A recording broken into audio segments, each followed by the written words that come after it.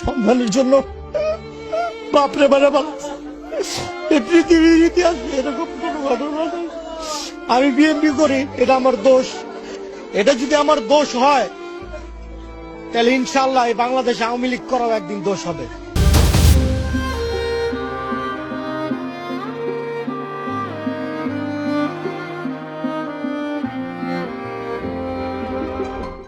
Hello, আমি তাসকিন ইসলাম।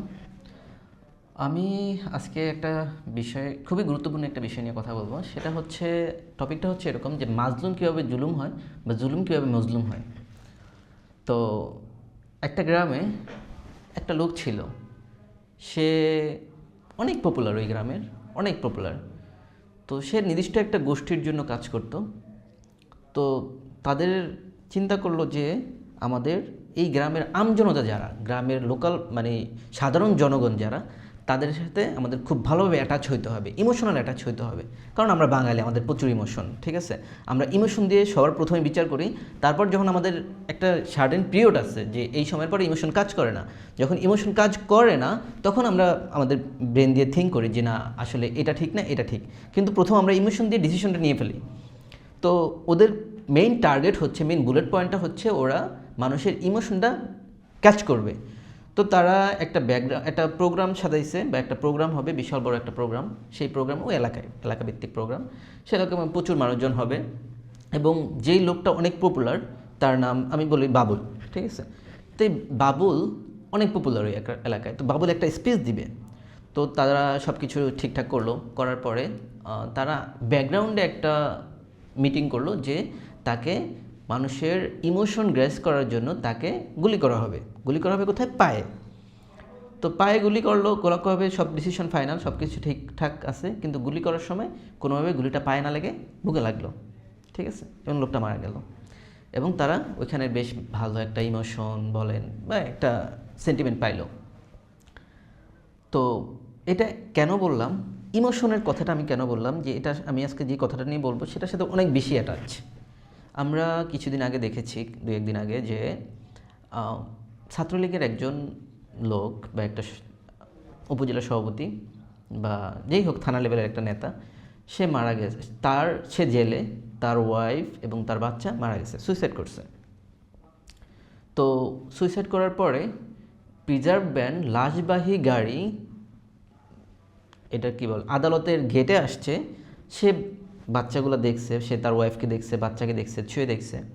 এবং আমি ছবি দেখেছি, যে আমি ছবিটা দেখাচ্ছি আপনাদেরকে, যে অনেকগুলো পুলিশ কান্না করতেছে, মুখ চেপে ধরছে। এটা খুবই ইমোশনাল একটা বিষয়, ঠিক আছে? তো এটা কেন হয়েছে? আমরা এই যে জুলাই, যারা আমরা জেনজি, ঠিক আছে, আমরা জুলাই আমরা দেখেছি যে আসলে কীভাবে মজলুম, কীভাবে জুলুমের উপর অত্যাচার করে, কীভাবে জুলুম মজলুমের এই বিষয়টা আর কি নিয়ে কথা বলতে চাচ্ছি। তো এখন এই যে জুলাই হয়েছে 2 বছরও হয় না এখনও, কিন্তু আমি দেখছি এই জিনিসটা নিয়ে প্রচুর কথাবার্তা হইতেছে, প্রচুর কথাবার্তা হইতেছে অনলাইনে। প্রচুর মানুষজন পোস্ট করতেছে, এবং অনেক মানুষজন যারা আসলে পলিটিক্যাল কনসার্ন না, যারা পলিটিক্যাল বিষয়গুলো তো বেশি ভাবে না, তারাও এটা নিয়ে পোস্ট করতেছে। তো এখন প্রশ্ন হচ্ছে, কেন 17 বছর এরকম হয় নাই? 17 বছর অনেক হয়েছে এরকম। আমি অনেক দেখছি যে একটা বিএনপির একটা কর্মী, মানে নেতা বা কর্মী বলতে পারেন, তার জন্য তার বাবাকে হত্যা করা হয়েছে, এরকম একটা ক্লিপ আমরা ভিডিওতে, মানে সচরাচর আমরা অনলাইনে দেখতে পাই। তো আমরা কিন্তু চাই যে আমাদের যেই শত্রু, তার সাথে যাতে ইনসাফ করা হয়। আমরা কিন্তু ফ্যাসিস্টের অ্যাগেনিস্টে দাঁড়াইছি, আমরা নিজেরা ফ্যাসিস্ট হওয়ার জন্য না, আমরা চাই ইনসাফ, ঠিক আছে? তো এখন আমরা এখন মজলুম, আমরা যদি জুলুম হয়ে যাই, তখন জিনিসটা কীভাবে কাজ করবে? আজকে এই ঘটনার জন্য 10 জন, 20 জন বা 1 লাখ বা 10 লাখ বা 5,000 মানুষজন, 5,000 ধরেন মিনিমাম অ্যামাউন্ট, 5,000 মানুষজন সিম্পিতিটা পাইছে আওয়ামী লীগের, বা ওই স্পেসিফিক লোকটার জন্য তাদের মায়া হয়েছে, মায়া জন্মাইছে। এবং এরকম অনেকগুলো ঘটনা যদি ঘটতে থাকে, তখন 5,000 কনভার্ট হয় 10,000, 10,000 কনভার্ট হয় 20,000, 1 লাখ, 2 লাখ, 3 লাখ, 1 কোটি, 2 কোটি, এরকম হয়। তো এরকম যখন কনভার্ট হয়ে যাবে, তখন আমরা হয়ে যাব জুলুম, ওরা হয়ে যাবে মাজলুম। এবং তখন একটা ভয়েস ক্রিয়েট করলে মানুষজন রাস্তায় নামবে ইমোশনে, ঠিক আছে? আমাদের এগেনিস্টে নামবে বা সরকারের এগেনিস্টে নামবে। এখন ভোটের সময় কিছুদিন পরে ভোট হবে বা যে কোনো দুইটা দলের একটা দল ক্ষমতায় আসবে, ঠিক আছে? তো আমার কনসার্নটা হচ্ছে যাতে আমরা মজলুমই থাকি, আমরা যাতে জুলুমে পরিণত না হই। সো আমরা মাজলুম, আমরা সবসময় জুলুমের বিরুদ্ধে থাকবো, এটাই আমার বিষয়।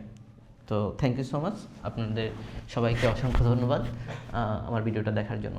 Thank you.